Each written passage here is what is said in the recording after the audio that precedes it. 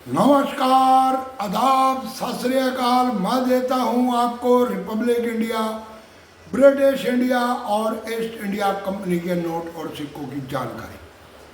मैं काफ़ी दिनों से आपको लॉयड वैरायटी और म्यूल कॉइन की जानकारी दे रहा हूं। उसे श्रृंखला के अंदर आज आपको मैं फिर देने जा रहा हूं।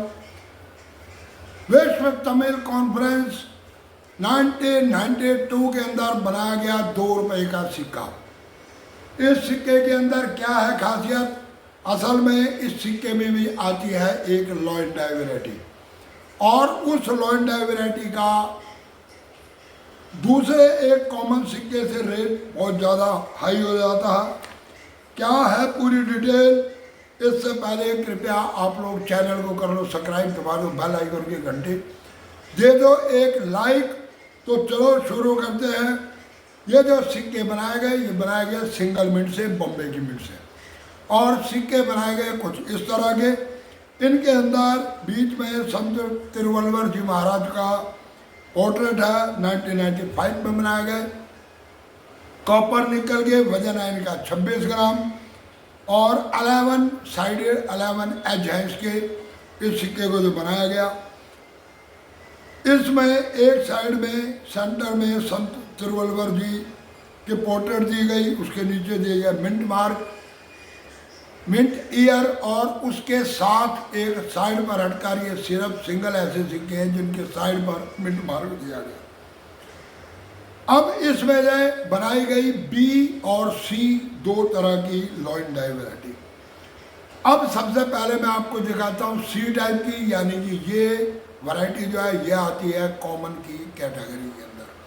जी हाँ, इसमें आप देखेंगे जो अशोका पिल्लर बनाया गया, ये अशोका पिल्लर साइडों में लिखा गया इंडिया, भारत, रुपए और रुपीस, नीचे 2, बीच में सत्यमेव जयते।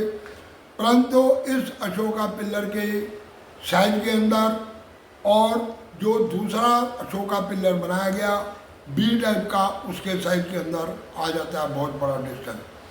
अब आपको मैं दूसरा सिक्का दिखाता हूँ जो बनाया गया बी टाइप का। यह सिक्का बनाया गया सी टाइप का, दूसरा बनाया गया बी टाइप का।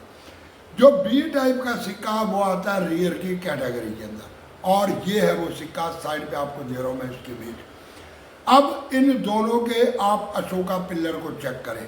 हुआ ये कि प्रोडक्शन को पूरी करने के लिए 2 तरफ की लॉयड वैरायटी का इस्तेमाल करना पड़ा, यानी कि एक बी और एक सी, 2 टाइप के लॉयड वैरायटी का बनाया गया है ये सिक्का। अब आपको मैं दोनों की लॉयड वैरायटी लगाकर भी दिखा रहा हूँ, और इसके बाद आपको मैं दिखाता हूँ ए और बी, इन दोनों टाइप के कंप्लीट सिक्कों को। अब आप समझ गए होंगे कि इसमें बी और सी 2 टाइप के जो सिक्के बनाए गए। इसमें जिसके ऊपर लिखा हुआ सी, ये है कॉमन कैटेगरी का सिक्का, और कॉमन कैटेगरी का मतलब भी इसके अंदर आता है कि ये सिक्का इस समय लगभग 1200 रुपये तक यूएनसी कंडीशन के अंदर कीमत रखता है। तो जैसे कि मैं आपको बार बार इसी चीज़ को बताता हूँ कि जब ये एक कॉमन कैटेगरी का सिक्का 1200 रुपये कीमत रखता, तो लॉयड वैरायटी को जब हम पकड़ने लगते हैं तो लॉयड वैरायटी के सिक्के की कीमत उससे 2 से 3 गुना कम से कम होनी चाहिए। यानी कि अगर आपके हाथ में लग जाता है बी टाइप का सिक्का, तो आप लोग इस बी टाइप के सिक्के को मिनिमम मान के चलो 2500 रुपये से लेकर और 3000 रुपये के बीच में यूएनसी कंडीशन के अंदर इतनी कीमत आपको एक इस सिक्के की मिलनी चाहिए। इसी में संत तिरुवल्लुवर जी महाराज के सिक्कों में ही इससे पहले जो बनाए गए वो बनाए गए 1 रुपये के सिक्के FSS के। इसकी भी मैं आपको साइड में इमेज दे रहा हूँ। बुक के माध्यम से देखते हैं तो ये सिक्के बनाए गए 3 मिनटों से, परंतु नहीं, ये सिक्के बनाए गए भारत की 4 मिनटों से। आने वाली वीडियो के अंदर, यानी कि कल दूंगा मैं इंफॉर्मेशन कि वो 4थी मिनट कौन सी है और इन सिक्कों के अंदर क्या आपने मेन चीज़ तलाश करनी है, क्योंकि इसमें भी सिक्के आते हैं दो तरह के। कौन कौन से आते हैं वो सिक्के, इनकी दूंगा आपको जानकारी। इसके बाद और जो सिक्के बनाए गए वो बनाए गए 5 रुपए के सिक्के। ये बनाए गए बम्बे और नोएडा 2 मिनटों से। इसमें भी एज वैरायटी के अंदर 2-3 तरह की एज वैरायटी आती है। उस एज वैरायटी में और कॉमन एज वैरायटी में क्या फ़र्क है। ये सिक्के भी इस समय 2-2.5 हज़ार रुपये की कीमत रखते हैं, परंतु जब इनका एज चेंज हो जाता तो एज चेंज होने के बाद इन सिक्कों की कीमत और बढ़ जाती है। क्या रहेगी, क्या रहनी चाहिए इस तरह के सिक्कों की कीमत, तो कल और परसों के अंदर इन दोनों सिक्कों की डिटेल भी मैं आप लोगों को दूंगा। आज मैं वीडियो कुछ जल्दबाजी में बना रहा हूँ, क्योंकि आज है दशहरा और मेरे पड़ोस के अंदर दशहरा दहन का प्रोग्राम है। यहाँ पर पूरा इंतज़ाम हुआ है। अभी मैं आपको इसकी इमेज भी लगा कर दिखाऊँगा। और मेरी तरफ से आप सबको दशहरे के पावन पर्व की बहुत बहुत मंगल कामनाएं। अधर्म पर धर्म की जीत, अहंकार पर विनम्रता की जीत, सत्य पर असत्य पर सत्य की जीत का ये पावन पर्व। ईश्वर ये कहते हैं कि जो मेरी भक्ति करता है, चाहे वो नर हो, नारी हो, किन्नर हो, देव हो, गण हो या राक्षस, उसे उसकी भक्ति का फल मिलता है। और जो आप अपराध करते हो, आपको उन अपराधों का दंड भी भोगना पड़ता है।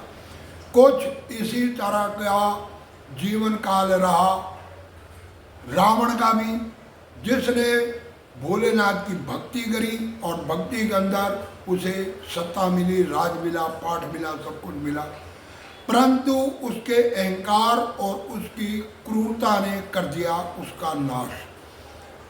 जी हाँ, उसके अहंकार और उसकी क्रूरता ने उसका विनाश कर दिया। तो इसलिए इंसान को क्रूर और अहंकारी नहीं रहना चाहिए। तो मेरी तरफ से एक बारी फिर आप सबको इस पावन पर्व की बहुत बहुत मंगल कामनाएं, शुभकामनाएं। आप भी अपने जीवन को स्थिर रखें।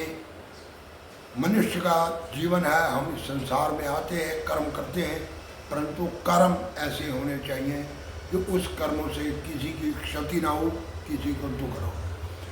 तो कैसी लगी है मेरी वीडियो, कृपया कमेंट कर जरूर बताना।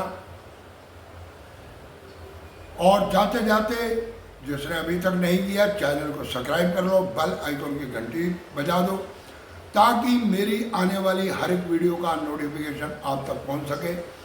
और वीडियो को करते जाओ इधर से उधर, यानी कि शेयर। पूरी वीडियो देखने के लिए धन्यवाद। नमस्कार।